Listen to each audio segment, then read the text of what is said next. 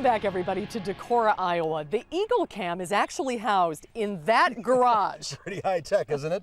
It belongs to Willard and MaryEllen Holthaus and is at the base of a cottonwood tree and the eagle nest. The man in charge of the cam is Bob Anderson of the Raptor Research Project. So this is it. This is the Eagle Cam. Yeah, this is mission control. And this is not pretty here. No, this is our spaghetti of wires. It really is. And this is the Eagle Cam here. Yeah, it's really intimidating. It really is, because it starts off with one cable and then another cable and another cable, and we've labeled them this year, but it's still a Sounds good to label. It's still a can of worms. But that can of worms has captured the attention of nature lovers all over the world. Hundreds, literally hundreds of millions of people have watched the Eagle Cam over the past 2 years, which begs the question, why? I think a common theme is that it doesn't involve floods, terrorism, wars. It's just a feel-good. I call it the ooh factor. Oh, there they are, look at them! And that ooh factor is what keeps people logging in every day. It's put Decorah on the map and a destination for the Eagle faithful. Yeah, there are a lot of people that come to the hatchery, and you can see there's a bench out there, and I sometimes think we should almost put an altar out there, because people want to come and just like it's almost like Mecca for so many people. There's an interesting psychological phenomena that takes place with the Decorah Eagle Cam.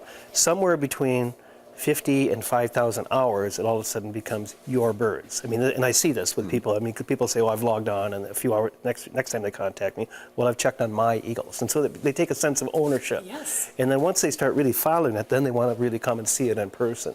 Once people get hooked, they can't get enough. And its appeal is across the boards. Just for what it's worth, nursing homes, they love it. And I mean, I've been brought to tears sometimes by some of the workers at some of the nursing homes that tell me that the residents use it as a reason to get up in the morning. Think about that. I mean, think the impact that has. We get letters, we've got a lot of them posted right here, to the crew that here for putting this together. But we get letters from people that are suffering from cancers and diseases that when they look at this, it gives them a reprieve. I remember I got an email last year from a woman that said her and her husband hadn't talked in 10 years, but whenever they log onto the Eagle Cam, they communicate again. It impacts and it affects many different people in so many different ways. And, I'm really proud to see it used in so many thousands and thousands of classrooms.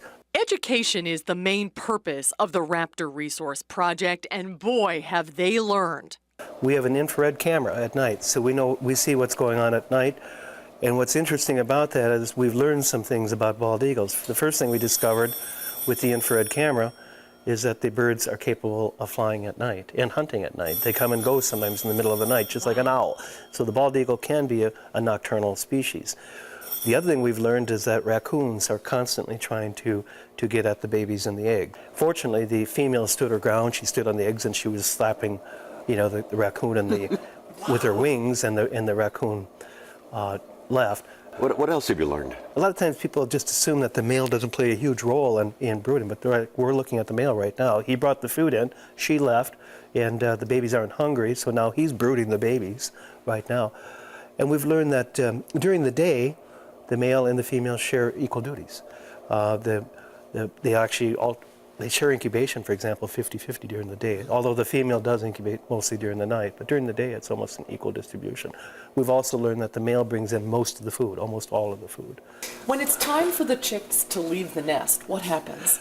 Well, the first thing they do is they start exercising a great deal. They'll bounce out to these limbs over here, and they'll fly out on these limbs, and then they'll bounce back to the nest. They make short flights within the nest tree itself, and then all of a sudden, on a set day, they just launch off and leave the nest.